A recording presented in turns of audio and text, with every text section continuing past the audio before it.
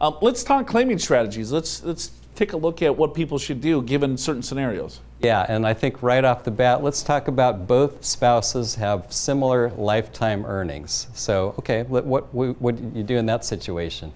So in this particular case, both spouses may want to delay to age 70, and the assumption is that both spouses anticipate long lives, right? And then obviously the benefit is that there's a higher payment stream for life. So, and of course that assumes that they can afford to wait. And so that's one scenario. Another scenario might be, Joe, one spouse earns more than the other. Yeah, I think that's more common, that we see. Either the wife is making a lot more than the husband, or the husband makes more than a lot more than the wife.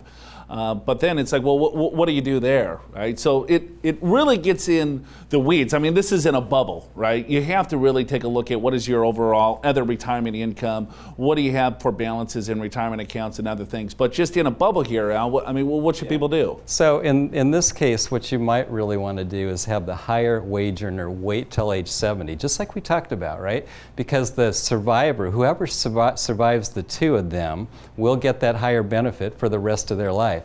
So that's why that would make a lot of sense. The lower wage earner could delay, or they could collect early. And in some cases, people like the fact that maybe we're getting some income at maybe age 66, but we delay the greater benefit to age 70 for the survivor. Of course, the assumption there is at least one spouse is going to live a longer life. If both spouses have impaired life expectancy, it may not be a good idea. And obviously the benefit is higher income for life for the survivor, but yet current income right now.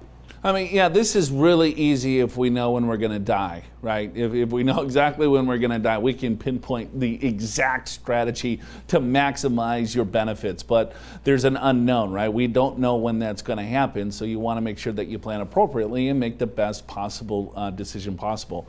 And then now, let's just say if there's one spouse, a single individual, what's the best plan there? Yeah, so it depends which benefit's going to be more important. So here's one spouse has earned income. So the earner spouse may want to delay till age 70 for that higher income for the two of them, for the survivor. Or the spouse may want to claim at full retirement age, which, as I said, right now is age 66, because the other spouse can receive a spousal benefit. Now, of course, that's presuming they're roughly the same age. And Joe, where this gets so complicated is when they're different ages, and then you have all these different scenarios. There's something like 256 claiming strategies when you really boil down to it. Right, I think it's more than that, isn't it? Like maybe it's in the thousands. 550, 527 or something like that.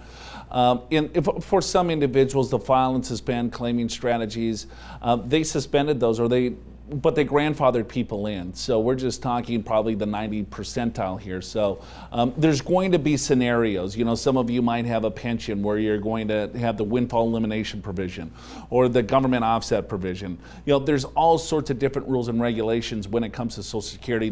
We're just, scraping the surface here. If you need help with your Social Security claiming strategy, go to yourmoneyyourwealth.com. We have a Social Security guide to walk you through all the rules, the regs, and some interesting claiming strategies. Go to yourmoneyyourwealth.com, click on that guide,